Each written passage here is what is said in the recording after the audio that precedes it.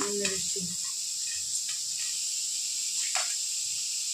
एकत्र टाकून आधी बिना तेलाचंच थोडं परतून घ्यायचं आहे. चवीनुसार मीठ.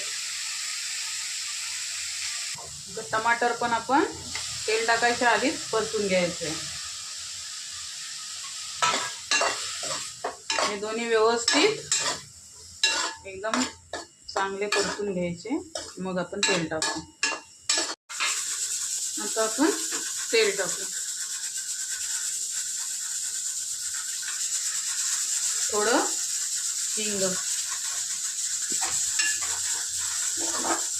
हे व्यवस्थित परतून घेऊ. हे वांग आहे, हे आपण भाजून आधीच घेतलंय. आता हे आपण याच्यामध्ये मिक्स करू.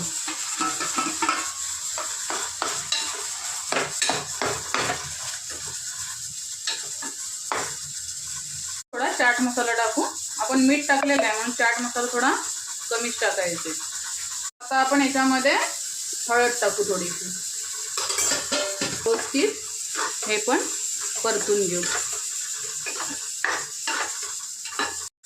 झाकण ठेवून थोडा वेळ वाफ येऊन देऊ आपण. आता याला आपली वाफ झालेली आहे.